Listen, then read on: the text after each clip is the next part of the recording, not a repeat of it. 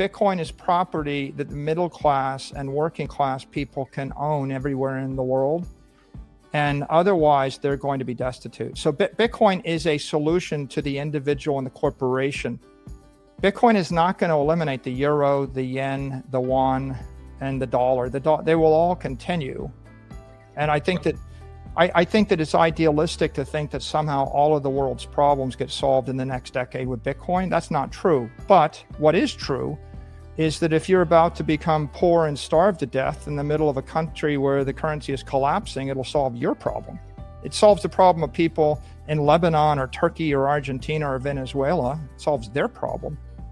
And if you're a middle-class person driving an Uber in the United States, you can't very well buy an 18th of a building. So it gives you property rights. You can buy a piece of property and you can save for your retirement using that property and not rely upon a third party, right? So it is a particular solution to a set of problems that individuals face. That's why we promote it. Right, but as an example, be under a fiat standard, you're building the economy on a crumbling, corrupt credit system where the value is draining from societies. It's draining into society's goods, making them more expensive because the currency is demonetizing. And under a Bitcoin standard, you're building on a sound, virtuous money, and the value is draining into society's money, making the goods less expensive.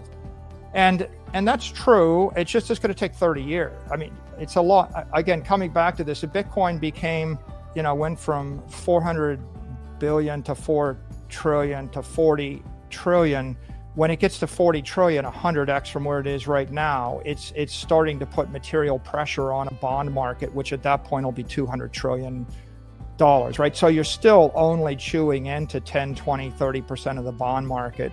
Now, how fast we get there, it's probably 20, 30 years.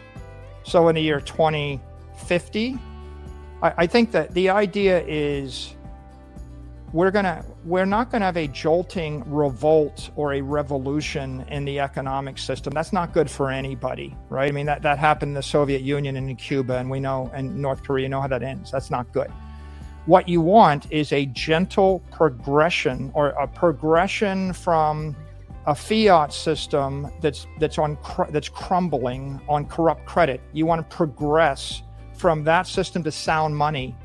And Bitcoin represents integrity, sound money. And if it took 30 to 50 years to get there, that's probably the most peaceful, least violent, most constructive way to get there. I can't see us rebuilding the entire economy in a matter of a couple of years. And so I wouldn't recommend it. We're idealists, and we look out 30 years to 60 years and we see a beautiful world. Now, what does that mean?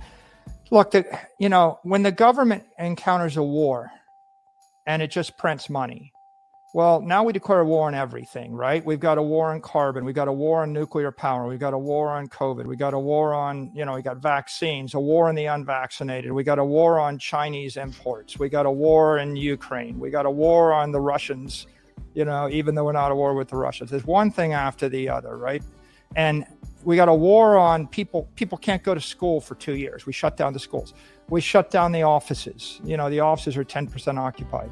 So you could make a list of about a dozen wars a culture war, right? You can't say certain things. Every one of those wars costs money. Now, if the government had to pay for them, right, then they couldn't afford to fight the wars. In fact, World War I couldn't have been fought without fiat money. World War II couldn't have been fought without money. Vietnam couldn't be fought without printing money. That's why we went off the gold standard. So why can the government actually print the money? It's because such a large portion of the economic wealth of the civilization is in the fiat currency. So how do you actually put some constraint or some governing guardrails on the government? You shrink the size of the fiat currency. If instead, if you looked at the economy now, there's probably $80 trillion of currency and $100 trillion of bonds, $200 trillion worth of currency derivatives floating around. And the amount of US dollar currency derivatives has gone through the roof. So in a world where there's 200 or 300, and by the way, the stocks and the rest, they're all currency derivatives.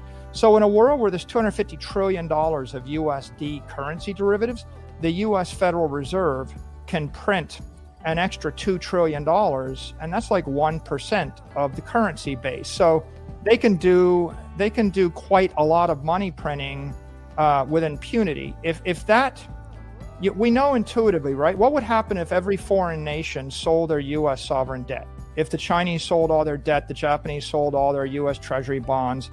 If no one outside the U.S. held the dollar, then when we printed a lot of money, we would see double the inflation rate.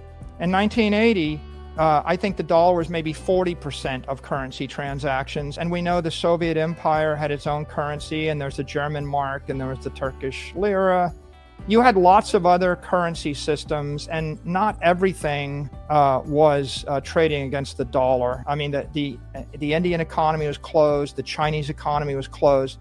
In that environment, we managed to create 18-19% inflation in the US. We had to take interest rates to 19%. Why is it? Because instead of printing an extra $5 trillion and spreading it across $100 trillion of other people's money, we printed the money and we spread it just among American citizens. So I think if you read like the Creature from Jekyll Island, the point that the author makes is the Federal Reserve printed all this money and the taxpayers inadvertently paid the bill and they didn't know it. But it's not quite right. The right statement would be the Federal Reserve printed the money and then anyone holding US dollar or US dollar currency derivatives, including bonds, they all paid the bill. And so that means that the Chinese holding $1 trillion worth of our debt are paying $100 billion a year to $200 billion a year in purchasing power loss to subsidize the American political agenda. When we talk about Bitcoin standard, I think a family, an individual, or a company can adopt a Bitcoin standard. I don't think we're anywhere close to a nation state adopting a Bitcoin standard. And what it really refers to normally is people focus upon accumulating and storing their wealth in sound money, and they view the Bitcoin as the soundest money. With regard to inflation, I mean, there's three theoretical sources of inflation. One is acts of God. If there's an earthquake and you live on an island, or a tsunami and you live on an island and ships can't get to you and there's a shortage of food or fuel, you're going to have inflation on the island. It has nothing to do with monetary policy. It has nothing to do with political or fiscal policy. It has nothing to do with any policy. You just got struck by an earthquake. The second source is monetary policy. If there's 10 houses in the city and the supply of currency increases by a factor of 10, all other things being equal, the price of the houses is going up, probably by a factor of 10. The third source of inflation is public policy.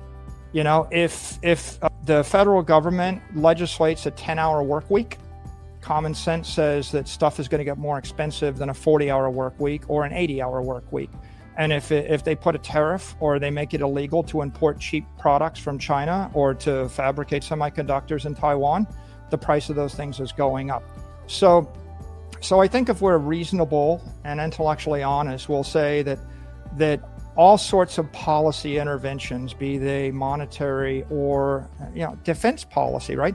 Foreign policy, wage and price controls, labor policy, all these policies can create inflation.